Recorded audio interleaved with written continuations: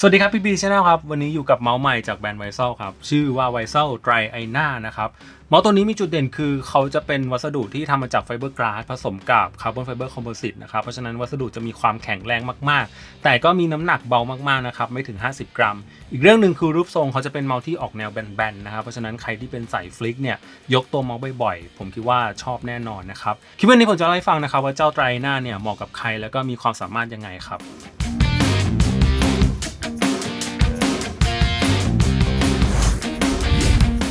นี่คือหน้าตาของเจ้า Dry Aina ครับสวยโคตรๆนะครับมีความ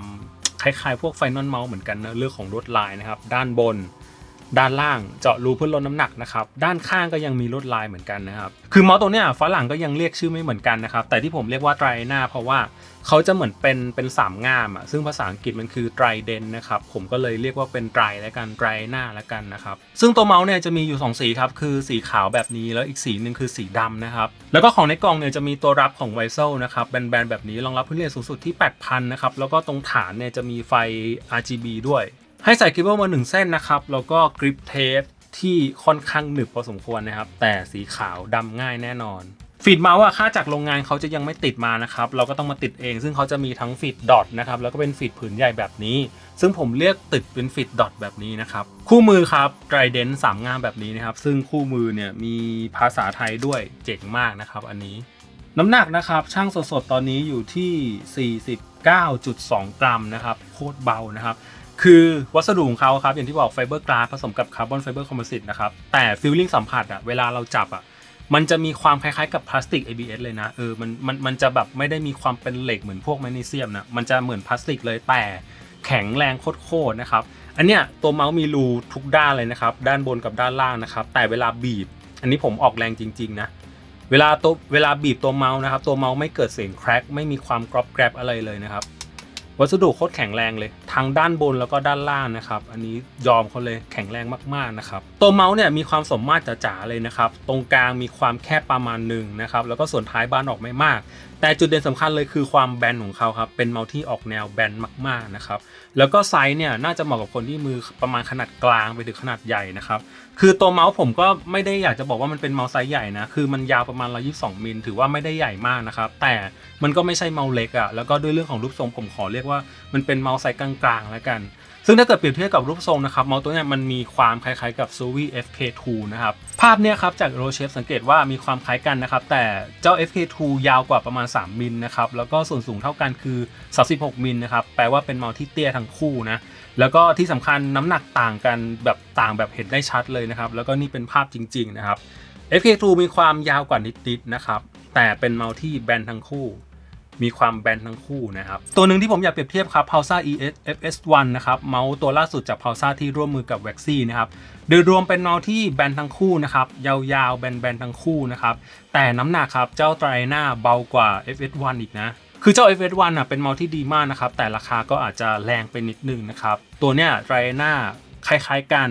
แต่เบากว่าด้วยแล้วก็ถูกกว่าพอสมควรเลยตัวสุดท้ายที่อยากเปรียบเทียบครับคือ ULX Powercy Size Medium นะครับมีความคล้ายๆกับ Phantom Mouse Size Medium เนอะเรื่องของรูปทรงครับเมาส์มันออกแนวเป็นเมาส์แบนๆหน่อยนะการจับแบบปาล์มกริปผมรู้สึกว่าอาจจะไม่ได้ค่อยเหมาะเท่าไหร่นะครับเพราะเวลาเราจับอ่ะมือของเรามันจะค่อนข้างที่จะแนบพื้นไปหน่อยอยู่ติดกับพื้นไปหน่อยนะครับการจับแบบคอกริปหรือฟิงเกอร์ทิปอ่ะผมรู้สึกว่าจะเหมาะมากนะครับยิ่งฟิงเกอร์ทิปเนี่ยโอเคมากๆเลยเพราะว่าส่วนท้ายมันไม่มีอะไรสัมผัสกับอุ้งมือเลยมันจะค่อนข้างมีอิสระมากนะครับมันจะมีพื้นที่ให้หายใจบริเวณส่วนอุ้งมือเยอะมากนะครับแต่ถ้าคนที่จับแบบคอกริปแล้วชอบที่มีอะไรสัมผัสกับอุ้งมือคิดว่าตัวนี้ไม่ค่อยตอบโจทย์เท่าไหร่เพราะว่าส่วนท้ายมันลาดมากเลยจุดสูงสุดของตัวเมาส์จะอยู่บริเวณตรงกลางนะครับค่อนข้างเป็นเมาส์ที่เตี้ยพอสมควรนะครับแล้วก็ด้านข้างมีความเชิดขึ้นนิดนึงนะก็เวลาคีบตัวเมาส์จะคีบได้ง่ายนะครับแล้วผมก็รู้สึกว่าด้วยความแบนเนี่ยมันทำให้มือของเรามันไม่ต้องยกมากไม่ต้องเชิดขึ้นมากนะครับเวลาเล่นนานๆจะไม่รู้สึกเมื่อยเท่าไหร่นะพื้นผิวเนี่ยมีการเคลือบมานะครับแล้วก็ฝืดพอสมควรเวลามือเหงื่อออกไม่ลื่นง่ายๆนะครับแล้วก็ด้วยความที่มันจะเหมือนเป็นผิวครุขระ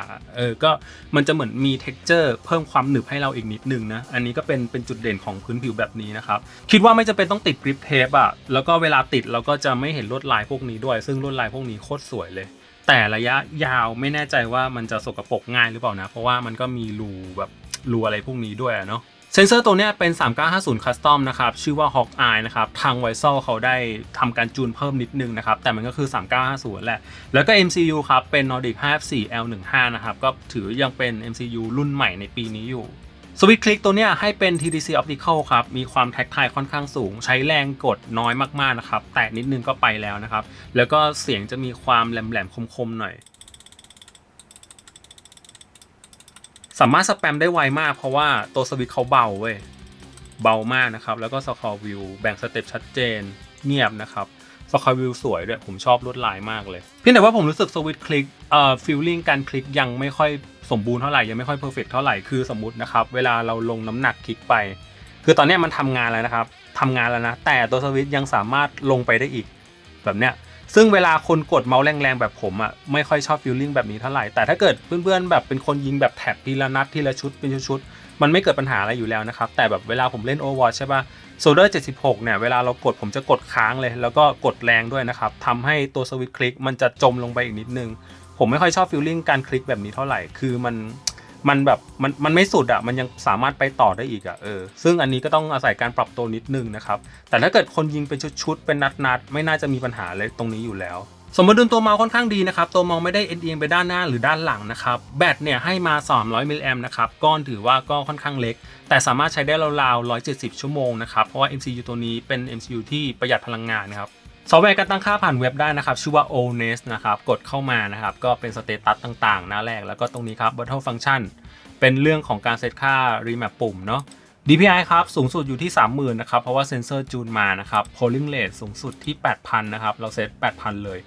Liberty ปรับได้แค่ 2 ค่าครับ1กับ2อันนี้ผมไม่แน่ใจเหมือนกันว่าคือมันเป็น3950มันก็น่าจะปรับได้3ค่าเนาะอันนี้ครับเป็นการเซตค่าโหมดไฟที่ใต้ตัวรับนะครับสามารถเซตได้หลายโหมดเหมือนกันนะครับมาโครเซตได้ครับ performance เป็นเรื่องของการเซตค่าเซนเซอร์ครับ rotation สามารถเซตได้ผมแนะนำให้ปิดไปดีกว่าเนอะ ripple แล้วก็ light correction motion sync สามารถมาเลือกเปิดได้ครับตรงนี้ให้ speed mode มันจะเปิดอัตโนมัติถ้าเกิดเราใช้พึ่งเรทที่ 8,000 นะครับก็มันก็จะกินแบตแหละนะครับตัวเมาส์ก็จะมีการตอบสนองที่ดีขึ้นแล้วก็ speed mode เนี่ยก็คือเรื่องของค่าสแกนเรท 20,000 นะครับตัวเซนเซอร์จะมีการสแกนกับแผ่นรองเมาส์ 20,000 ครั้งต่อวินะครับก็จะกินแบตแต่ตัวเมาส์ก็จะติดตามเป้าได้ดีมากยิ่งขึ้นนะครับสำหรับสายจริงจังเกมมิ่งประมาณนี้ Polling Rate ครับสูงสุดที่ 8,000 ชิวๆครับใครที่ควรเป็นเจ้าของเจ้าไตรอาน่าตัวนี้ครับอย่างแรกเลยผมคิดว่าจุดเด่นที่สุดคือเรื่องของรูปทรงของเขาครับมันเป็นเมาส์ที่ค่อนข้างแบนคือพอเมาส์แบนเนี่ยมันจะได้เรื่องของความมั่นคงครับเมาส์ตัวนี้จะมีความนิ่งมากแต่ด้วยเรื่องของน้ำหนักมันก็จะเพิ่มความคล่องแคล่วให้กับมือเรานะครับเพราะฉะนั้นมันจะเหมือนเป็นส่วนผสมอะระหว่างความนิ่งความมั่นคงกับความคล่องแคล่วจากน้ำหนักของเขานะครับแต่ผมก็ต้องบอกตามตรงครับเรื่องของรูปทรงเนี่ยมันยังไม่ค่อยได้รับความนิยมเท่าไหร่นะครับคือคนก็คงไปชอบรูปทรงไวเปอร์ทรงจีโปมากกว่าแต่ตัวเนี้ยมันจะมีความแบนกว่าใครเพื่อนเลยมันจะมีความคล้ายๆกับ Pulsar FS1 อย่างที่ผมเล่าไปนะครับซึ่งเป็นรูปทรงที่ค่อนข้างเสี่ยงถ้าเกิดใครไม่ชอบเมาส์แบนหรือว่าไม่เคยจับมาก่อนมาจับก็อาจจะรู้สึกว่าต้องอาศัยการปรับตัวนิดนึงแต่ถ้าปรับตัวได้ผมบอกเลยมันดีมากมันนิ่งมากมันพริ้วมากนะครับด้วยเรื่องของน้ำหนักของเขาแล้วก็ตัวเนี้ยถ้าเกิดเปรียบเทียบกับ FS1 ผมรู้สึกว่าไม่ได้ต่างกันมากนะครับแต่น้ำหนักเบากว่าแล้วก็ราคาเบากว่าอันนี้ก็ถือว่าน่าสนใจเหมือนกันคือ FS1 มันก็ดีนะครับเทคโนโลยีดีกว่าตัวรับดีกว่า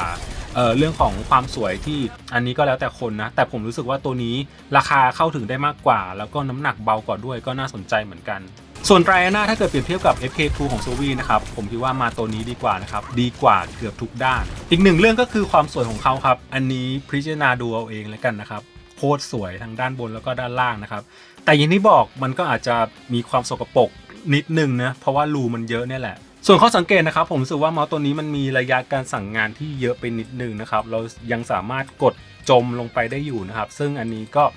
ส่วนตัวนะไม่ค่อยชอบเท่าไหร่นะถ้าใครสนใจครับร้าน Mouse Innovation นำเข้ามาขายนะครับทั้ง2สีเลยราคาไม่ถึง 4,000 ครับเป็นราคาที่เอื้อมถึงได้ง่ายครับแล้วก็ Visual ผมรู้สึกว่าเป็นเมาส์ที่สวยแล้วก็คุณภาพดีจากจีนอีก1แบรนด์นะครับไปช้อปปิ้งแล้วกันเพื่อนๆคิดไงกับเมาส์ตัวนี้พิมพ์ไว้ใต้คลิปนี้ได้นะครับเจอกันกับคลิปหน้าครับ